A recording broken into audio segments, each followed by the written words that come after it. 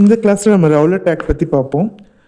ஆக்சுவலாக வந்து the imperial legislative council of Britain அவங்க என்ன பண்ணியிருக்காங்க, அதாவது பிரிட்டன் அந்த பிரிட்டிஷ் கவர்மெண்ட் ரவுலட் ஆக்ட் அப்படின்னு சொல்லிட்டு 1919 புதுசாக ஒன்று இன்ட்ரடியூஸ் பண்ணுறாங்க. அது ரூல்ஸ் வந்து என்ன அப்படின்னா, யார் யார் பிரிட்டிஷ் கவர்மெண்ட் வந்து அப்போஸ் பண்ணுறாங்களோ, பொலிட்டிக்கல் ஆக்டிவிஸ்ட்டாக இருக்கட்டும், இல்லை காமன் பீப்புளாக இருக்கட்டும், இல்லை யாராக வேணால் இருக்கட்டும், ஃப்ரீடம் ஃபைட்டர்ஸ் யாராக இருந்தாலும், யாராவது பிரிட்டிஷ் கவர்மெண்ட்டுக்கு அகேன்ஸ்டாக ஏதாவது பண்ணாங்க அப்படின்னா அவங்கள உடனே வந்து அரெஸ்ட் பண்ணி ஜெயிலில் போட்டுருவாங்க. 2 வருஷத்துக்கு அவங்க வெளியே வர முடியாது, அவங்களுக்கு பெயில் எதுவுமே கிடையாது. இதுதான் ரவுலட் ஆக்ட். ஸோ இதை எதிர்த்து வந்து நம்ம காந்திஜி என்ன பண்ணுறாருன்னா, 6 ஏப்ரலில் ஒரு ஹார்டல் அப்படின்னா ஒரு பெரிய பந்த் வந்து ஆர்கனைஸ் பண்ணலான்னு சொல்லிட்டு மக்களை வந்து வெல்கம் பண்ணுறாரு, அதாவது வாங்கன்னு கூப்பிட்றாரு, இன்வைட் பண்ணுறாரு. ஈவன் நார்த் இந்தியன் ஸ்டேட்ஸில் வந்து நிறைய மக்கள் வந்து இதுக்கு ஃபுல் கோஆப்ரேஷன் கொடுத்துருக்காங்க. நிறைய ரேலிஸ் எல்லாம் மக்கள் வந்து இதை ரவுலட் சத்தியாகிரகத்தை ஆதரித்து ரேலிஸ் ஆர்கனைஸ் பண்ணியிருக்காங்க. அதே மாதிரி ஒர்க்கர்ஸ் எல்லாமே வந்து இந்த ரயில்வே ஒர்க் ஷாப்ஸ் எல்லாத்தையும் நாங்கள் வேலை பார்க்க மாட்டோம்னு ஸ்ட்ரைக் பண்ணியிருக்காங்க. ஷாப்ஸ் எல்லாம் வந்து க்ளோஸ் பண்ணியிருக்காங்க. ஸோ இந்த மாதிரி ஒரு ஸ்டேஜில் வந்து இந்த பிரிட்டிஷ் பீப்புள் என்ன பண்ணுறாங்கன்னா, இந்த பிரச்சனையை வந்து சால்வ் பண்ணணுன்னா இதை முதல்ல சப்ரஸ் பண்ணணும், இந்த மூமெண்ட் நடக்கவே கூடாது அப்படின்றதுக்காக இம்மிடியேட்டாக யார் யார் இந்த சத்தியாகிரகக்கு வந்து ஹெல்ப் பண்ணுறாங்களோ அந்த லீடர்ஸ் எல்லாத்தையும் வந்து அரெஸ்ட் பண்ணி ஜெயிலில் போடுறாங்க. காந்திஜி இந்த மாதிரி ஒரு டைமில் அம்ரிட்சர் வரலாம் அப்படின்னு சொல்லிட்டு வந்துட்டு இருக்காரு. ஏன்னா ஜாலியன் வாலாபாக்ல வந்து அவர் ஒரு மீட்டிங் ஆர்கனைஸ் பண்ணலான்னு பிளான் பண்ணியிருப்பாரு. ஸோ அதுக்காக வந்துட்டு இருக்கும்போது வர்ற வழியிலேயே அவரை வந்து டெல்லியில் வச்சே வந்து இந்த பிரிட்டிஷ்காரவங்க அரெஸ்ட் பண்ணி ஜெயிலில் போட்டுருவாங்க. ஸோ ஆல்மோஸ்ட் எல்லா லீடர்ஸு காந்தி எல்லாருமே வந்து ஜெயிலில் இருக்காங்க. இந்த டைமில் வந்து 10th ஏப்ரல் போல் அம்ரிட்சரில் வந்து நம்ம த பீஸ்ஃபுல் ப்ராசஸ் பொதுமக்கள் வந்து ஒரு ரேலி மாதிரி ஆர்கனைஸ் பண்ணுறாங்க பிரிட்டிஷ் கவர்மெண்ட்டை எதிர்த்து.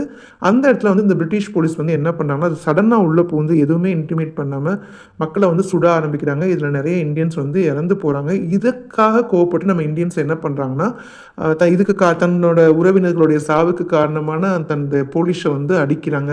அவங்க அந்த பிரிட்டிஷ் பில்டிங்ஸ், ரயில்வே ஸ்டேஷன்ஸ் எல்லாத்தையும் வந்து அடிச்சு நொறுக்குறாங்க. இந்த மாதிரி ஒரு சான்ஸ்க்காக தான் பிரிட்டிஷ்காரவங்களும் வெயிட் பண்ணிட்டு இருந்தாங்க.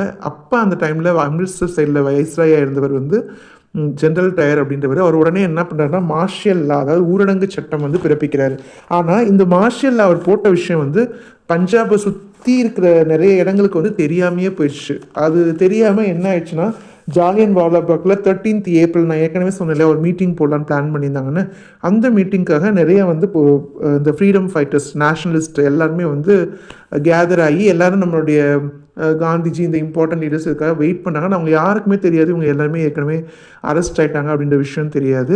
அந்த இடத்துக்கு வந்து ஈவன் காமன் பீப்புள் கூட இங்கே பொலிட்டிக்கல் மீட்டிங் நடக்குது அப்படின்ற விஷயம் தெரியாமல் அவங்களுடைய லோக்கல் ஃபெஸ்டிவல், ஒரு ஹார்வெஸ்டிங் ஃபெஸ்டிவல் பஞ்சாபில், அது பேர் பைஷாக்கின்னு சொல்லுவாங்க, அதை செலிப்ரேட் பண்ணுறதுக்காக ஃபேமிலியோடு வந்து அவங்களும் கேதர் ஆகிருக்காங்க அந்த ப்ளே கிரவுண்டில். இந்த டைமில் ஜென்ரல் டயர் தன்னோட ட்ரூப்போடு வராரு. எந்த ஒரு அனௌன்ஸ்மெண்ட்டும் கொடுக்காம தன்னோட ட்ரூப்புக்கு ஆர்டர் பண்ணுறாரு, எல்லாரையும் சுட்டு தள்ளுங்கன்னு. ஸோ அந்த ட்ரூப் வந்து என்ன பண்ணுறாங்கன்னா, நம்மளுடைய அப்பாவி இந்தியன்ஸை பற்றி சுட ஆரம்பிக்கிறாங்க. இதில் வந்து மோர் தென் 100 people வந்து they were died அப்படின்னு சொல்கிறாங்க இந்தியன் ஹிஸ்ட்ரியில். ஸோ இது வந்து அடுத்த நாள் வந்து அந்த அம்ரிட்சர் அதோட சரௌண்டிங்கில் இருக்க வில்லேஜ், சிட்டிஸ் எல்லாத்துக்கும் தெரிய வந்து எல்லாருக்கும் கோவம் வந்து எல்லோரும் வந்து ஸ்ட்ரீட்ஸில் எல்லாம் வர்றாங்க, வெளியே வர்றாங்க. நம்ம மக்கள் வந்து கண்ணில் தெரிகிற போலீஸ், பிரிட்டிஷ் போலீஸ் எல்லாம் வந்து அடிக்கிறாங்க. பிரிட்டிஷ் பில்டிங்ஸு இது எல்லாத்தையும் வந்து அடிச்சு நொறுக்குறாங்க. ஸோ இதனால அந்த பிரிட்டிஷ் பீப்புள் வந்து என்ன ரொம்ப கோவப்பட்டு இது எல்லாத்தையும் கண்ட்ரோல் பண்ணணும் அப்படின்றதுக்காக கூர்ஜர் வாலா அப்படின்னு சொல்லிட்டு இன்றைக்கி வந்து அந்த பிளேஸ் வந்து பஞ்சாப் தான், பட் அது வந்து இப்போ பாகிஸ்தானில் இருக்குது. அந்த வில்லேஜில் ஒரு பாம்பு பிளாஸ்டிங் பண்ணி மக்களை வந்து அடக்கணும் அப்படின்னு நினைக்கிறாங்க. பாம்பு பிளாஸ்டிங் பண்ணி நிறைய பேர் இறந்து போகிறாங்க, இன்னசென்ஸு. அது இல்லாமல் இப்போ ஃப்ரீடம் ஃபைட்டர்ஸ் யார் யார் கையில் கிடைக்கிறாங்களோ அவங்க எல்லாத்தையும் என்ன செய்கிறாங்கன்னா, பனிஷ்மெண்ட்ற பேரில் அவங்க மூக்கை வந்து ரோட்டில் வச்சு ரப் பண்ண சொல்கிறாங்க, ரோட்டில் வந்து க்ரௌல் பண்ண சொல்கிறாங்க, தவழ்ந்து போக சொல்லியிருக்காங்க. அப்புறம் அந்த பிரிட்டிஷ் சாஹிப்ஸ் இருப்பாங்க இல்லையா, அவங்களையெல்லாம் பார்த்து சல்யூட் அடிங்க அப்படிலாம் வந்து நிறைய கஷ்டப்படுத்தியிருக்காங்க. ஸோ இதோட வந்து ரவுலட் சத்தியாகிரகா கம்ப்ளீட் ஆச்சு. ஆனால் இது என்ன ஆச்சுன்னா, கொஞ்சம் கொஞ்சமாக அது வயலண்ட்டாக மாறவுமே நம்ம காந்திஜி வந்து என்ன செய்கிறாருன்னா, இது வந்து நான் நான் வயலண்ட் வேல தான் போகணும்னு நினச்சேன், வயலண்ட்டாக மாறிட்டனால இனி இது வேணாம் அப்படின்னு சொல்லிட்டு அதை ஸ்டாப் பண்ணிடுறாரு ரவுலட் சத்தியாகிரகாவை. இதுக்கப்புறம் என்ன நடந்துச்சுன்றதை நம்ம அடுத்த கிளாஸில் பார்ப்போம்.